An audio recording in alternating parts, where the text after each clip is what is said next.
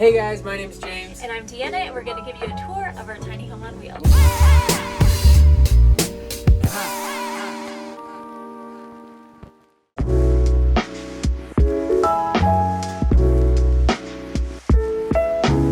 This is our newly renovated 2015 Ram ProMaster. On the roof, we actually have 350 watts of solar, so this van can actually go completely off-grid and everything can continue to run off of solar power.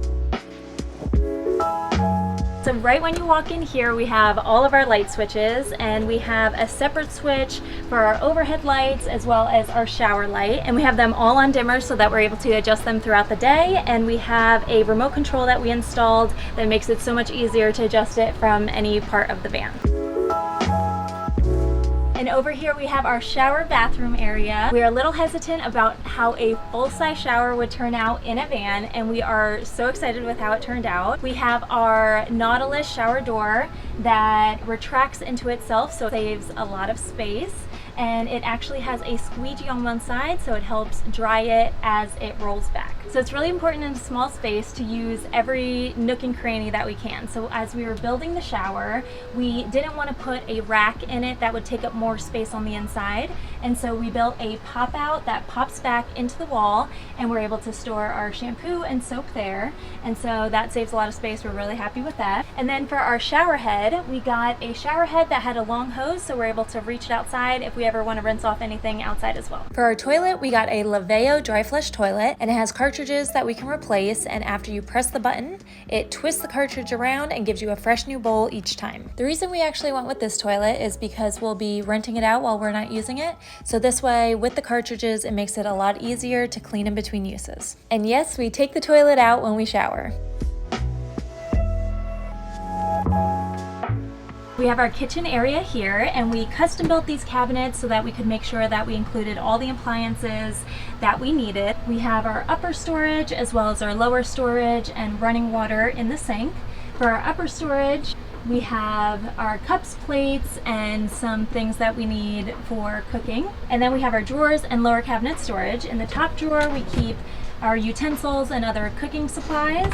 And then in these two drawers, we actually keep our clothes that we're going to be wearing for the next few weeks. So James has a drawer and I have a drawer.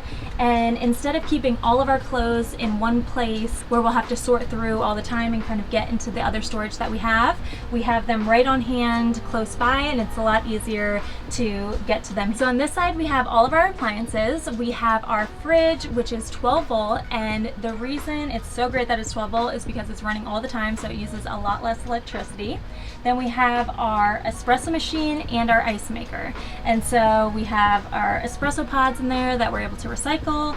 And then also we have our ice machine that we're able to make mixed drinks and iced coffee. And so that is so refreshing and nice to have. When we were building the upper cabinets, we wanted to make sure that we had as much storage as we could. So we built them the length of the van, but we wanted to keep it nice and open when you walk in the door. So we did this nice rounded shelf. And then we built these pop-outs for more storage as well. And we loved the arch look, so we included that here. And of course, it's a little more storage for a few more plants. So as you can see, we have a step up to this area over here. And the reason we did that is because of the wheel wells that are underneath the benches. When we were building it out, we wanted to be able to sit comfortably on the benches with our feet being able to touch the floor. And because the wheel wells are so high, we had to make them a little bit higher. So we built this step-up area here, and we wanted to utilize all the storage space we could. And we built a drawer on this side as well as the other side. And on this side, we store our cooktop as well as a few other kitchen things. Then here we have our living room slash bedroom slash dining room. We have our table on a Lagoon swivel mount, and so it's able to swivel all the way around. And then the table actually goes down, sets on the ledges here, and then this turns into a queen-size bed.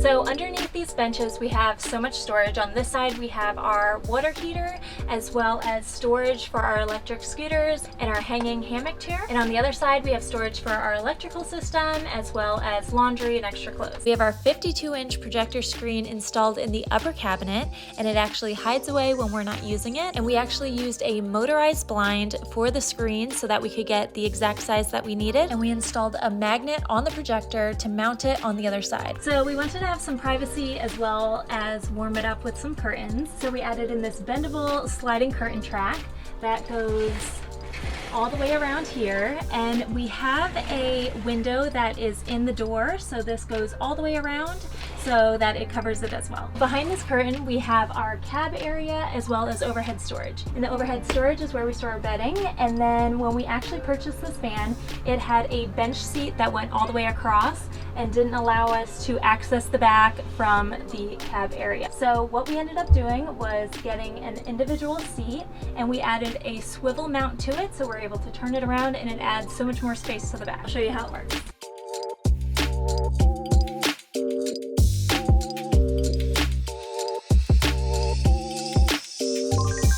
Alright, so welcome to the back of the van. As you can see up here, we actually installed a 12-volt air conditioning. This air conditioning does run off the battery, and it also uses water to help cool itself. It's just really good to have an AC, especially on those hot summer nights when we're trying to sleep. So while we were building the van, we knew we wanted to incorporate some fun games and activities, but something that wasn't going to take up too much space. And we just decided to build a cornhole board, and as you can see, it just sits on top, and we still can store things underneath it. But we just thought that'd be a fun way to open up and play cornhole off the back of the van. Alright guys, thanks for touring our van with us today. And if you want to see any of the behind the scenes of our van build, we shared them over on my Instagram at Dianna James. Bye, thanks. Bye.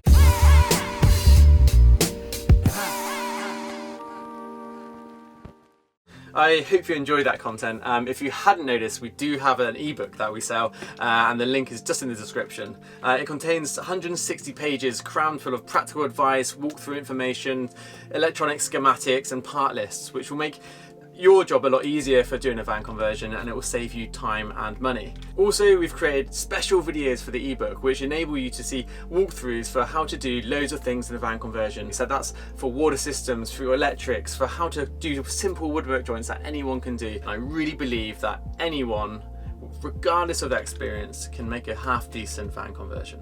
Thanks for watching. We really appreciate you watching our content, and we put a lot of effort to make it interesting, informative, and find those cool projects that feature on our channel. Consider subscribing, leave a comment, and we'll see you next week.